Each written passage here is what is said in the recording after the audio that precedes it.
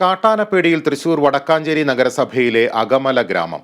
ഉത്രാളിക്കാവ് ക്ഷേത്രത്തിന് പിന്നിലുള്ള അകമല താഴ്വാരത്തെ തൂമാനം, കുഴിയോട്, പട്ടാണിക്കാട്, ചേപ്പക്കോട് പ്രദേശങ്ങളിലാണ് അടുത്തിടെയായി കാട്ടാന ഉൾപ്പെടെയുള്ള വന്യജീവികൾ നാട്ടുകാരുടെ ഉറക്കം കെടുത്തുന്നത്.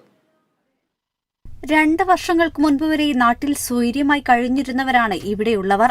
എന്നാൽ ഇന്ന് വന്യജീവികളെ പേടിച്ച് വൈകുന്നേരം 7 മണി കഴിഞ്ഞാൽ വീട്ടിൽ നിന്ന് മുറ്റത്തേക്ക് പോലും ഇറങ്ങാതെയായി.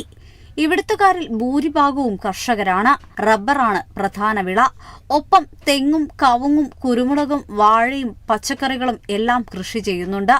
ഏറ്റവും ഒടുവിലായി ഇന്നലെ പുലർച്ചെയാണ് മേഖലയിൽ കാട്ടാനയിറങ്ങി കൃഷി നശിപ്പിച്ചത്.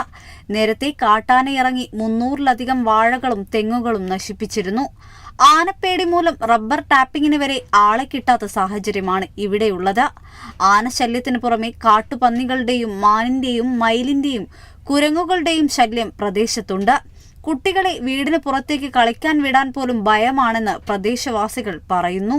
അപ്പോൾ ആന വന്ന് എന്തെങ്കിലും ചെയ്തു കഴിഞ്ഞാൽ ഞങ്ങൾക്കൊന്നും ചെയ്യാൻ പറ്റില്ല. കൃഷി പോകുന്നതിലുപരി നമ്മുടെ ജീവനാണല്ലോ ഏറ്റവും നമുക്ക് വലുത്. അപ്പോൾ അതിന് എന്തെങ്കിലും ഒരു പരിഹാരം ചെയ്തു തരണം. പിന്നെ ഇപ്പോൾ ഇവിടെ അധികം വീടുകളൊന്നും ഇല്ല. ഇപ്പോൾ എന്തെങ്കിലും വന്നു കഴിഞ്ഞാൽ ജസ്റ്റ് ഒന്ന് വിളിക്കാനോ അങ്ങനെയൊന്നും വീടുകളൊന്നും ഇല്ല. കുഞ്ഞു പിള്ളേരൊക്കെ ഉള്ളതല്ല, നമുക്ക് അവരെ പുറത്തിറക്കാനോ അല്ലെങ്കിൽ നമുക്ക് എന്തെങ്കിലും ആവശ്യത്തിന് വേണ്ടി പോവാൻ വേറെ മാർഗ്ഗമൊന്നുമില്ല. നടന്നു പോകാൻ തന്നെ മാർഗ്ഗമുള്ളൂ.